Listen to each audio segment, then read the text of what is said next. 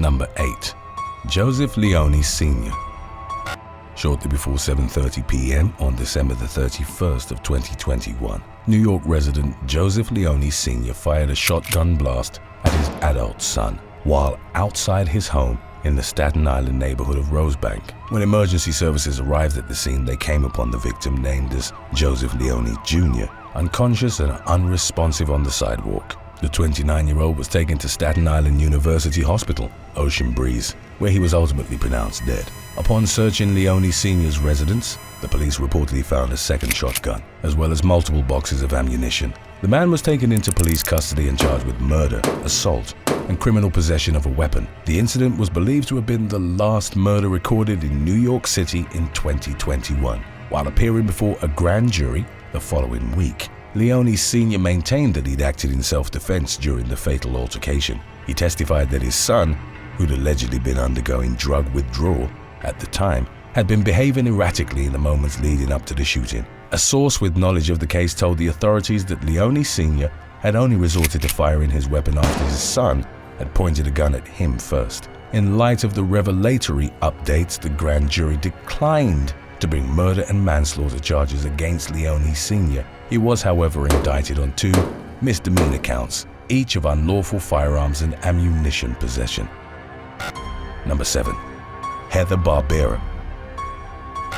On July the 8th of 2018, New Jersey woman Heather Barbera brutally beat both her mother and grandmother to death with a nightstick at their Ventnor City Boardwalk condominium. The 43-year-old woman then fled to New York City with credit cards and cash she'd stolen from the victims, but she was eventually tracked down and taken into custody. A statement released by the Atlantic County Prosecutor's Office revealed that earlier in 2018, Barbera was unemployed and had gone to live with her mother and grandmother, along with her husband and 2 children. The women had reportedly gotten into a heated argument on the night of the incident, which culminated with Barbera lashing out in extreme violence. In October of 2019, she pleaded guilty to single counts of first-degree aggravated manslaughter and first-degree murder. During her subsequent sentencing hearing, held in January of the following year, Barbera reportedly apologized for her actions in a soft, muffled voice before an Atlantic County Superior Court judge. She was then sentenced to 42 years in federal prison. Following the announcement of her sentence, Barbera's uncle, the brother and son of the respective victims, publicly questioned what he perceived to be a lenient punishment and also expressed his belief that she should have been given life imprisonment for the double murder. Number 6. Michael Shoemaker. Maryland state troopers were dispatched to a home in Glade Valley on the morning of October the 23rd of 2015 after receiving reports of shots fired on the premises. The officers were met by 24-year-old Paul Shoemaker, who revealed that he and his father, Michael, had gotten into an argument while both were attempting to use the fuel pump on their property. Michael had allegedly threatened to assault his son before throwing a metal pipe at him. He then brandished a handgun and fired a round at Paul's feet as he ran away. Officers took Michael into custody and charged him with first-degree assault, second-degree assault, reckless endangerment, and weapons-related offenses. It subsequently emerged that 6 years earlier, Michael had been arrested in connection to an incident in which he'd threatened to commit arson after his son had been charged with burglary and theft. In addition to Michael and his son, the former's father was also taken into custody and charged with disorderly conduct and resisting arrest. That case had made national headlines given the novelty of 3 generations of one family being arrested at the same time. Number 5. Charles Frederick Heller. In February of 2019, Washington man Charles Frederick Heller shot his daughter's boyfriend at his Everett residence. The police later revealed that the victim, 21-year-old Dustin Hunt, had snuck into the man's house after curfew that night in order to be with his girlfriend. Heller reportedly armed himself before confronting the couple in his daughter's bedroom. The 2 men subsequently engaged in a physical struggle that culminated with Heller firing a single round into Hunt's chest, killing him. The 49-year-old man later claimed to have been acting in self-defense during the deadly altercation, and the police chose not to immediately pursue charges. Heller's daughter reportedly told investigators that Hunt hadn't attacked him in any way and that her father had been the primary aggressor on the night. In January of 2021, nearly 2 years after the shooting had occurred, Heller was arrested and formally charged with second-degree murder. The Snohomish County Sheriff's Office subsequently stated that the police had been waiting on forensic test results before pursuing criminal charges. Number 4. Erica Hall. In the late evening hours of January the 4th of 2019, Mississippi woman Erica Hall was found in critical condition on the ground outside her Magnolia residence. The 32-year-old had been stabbed in the back multiple times and shot once in the chest. She was rushed to a nearby hospital where she was pronounced dead.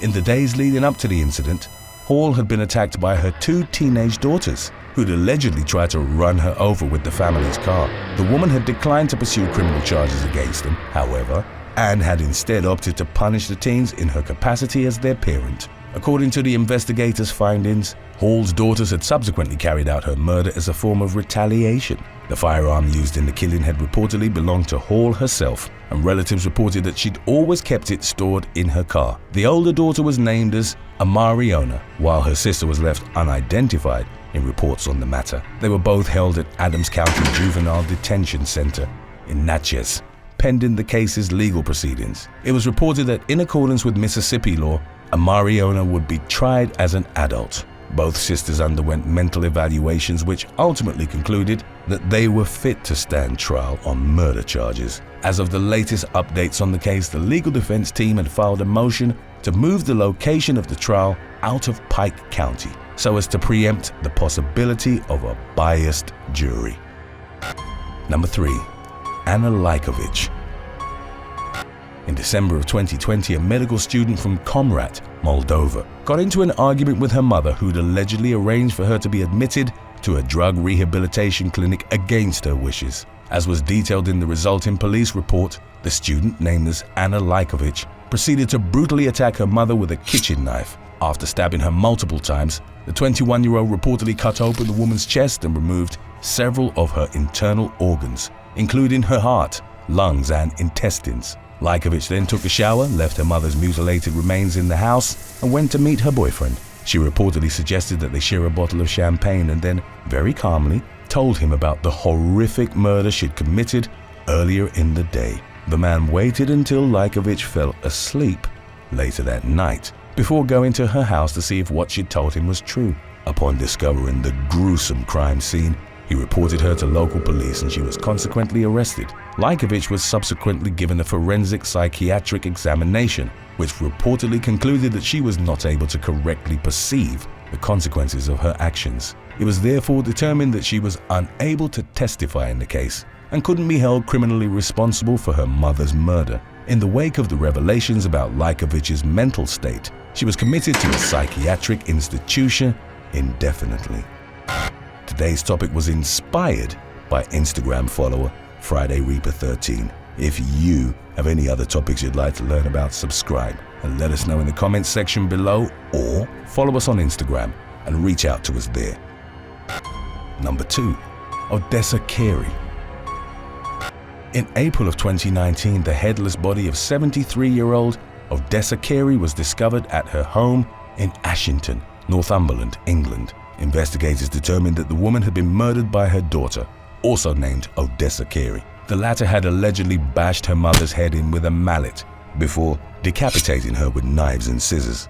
She then removed the brain from the severed head, which she then carried around in a plastic bag for a couple of days. 36-year-old Carey was initially arrested and charged with murder, but a mental evaluation subsequently determined that she was acutely unwell and therefore couldn't be held accountable for her actions. In the wake of the incident, Carey's family revealed that she'd been suffering from severe mental illness since childhood and that her problems were often exacerbated by her unwillingness to regularly take her prescribed medication. By the spring of 2019, Carey's condition had worsened to the extent that relatives had described her as psychotic. Following a trial by fax at Newcastle Crown Court, Carey was detained at a secure psychiatric hospital in lieu of a criminal sentence. In December of 2021, it was reported that the NHS had commissioned a national review into the case and would be publishing its findings at some point during the following year. Number 1. Noel Dawson Jr. Ohio man Noel Dawson Jr. was arrested in April of 2017 for what was reported as a domestic dispute with a male relative. Further information released to the media detailed how the 63-year-old Toledo resident had allegedly chased the unidentified family member with a hatchet. According to court records, Dawson Jr. had swung the weapon at the victim but missed and hit his truck instead, leaving a large dent in the hood. Upon the arrival of law enforcement, Dawson Jr. reportedly exhibited extremely uncooperative behavior. As officers were taking him into custody, the man refused to provide them with any personal information and instead just shouted profanities at them. Dawson Jr.'s story went viral in the wake of his arrest, not because of the details of the incident itself, but rather due to his attention-grabbing mugshot. Some commented that the suspect's intentionally subversive expression made it appear as though his skin was made of rubber. Dawson Jr. pleaded not guilty to several charges, including first-degree misdemeanors for domestic violence and assault. Thanks for watching. Would you rather testify in court against a beloved family member or lie to the police on behalf of your worst enemy? Let us know in the comments section below.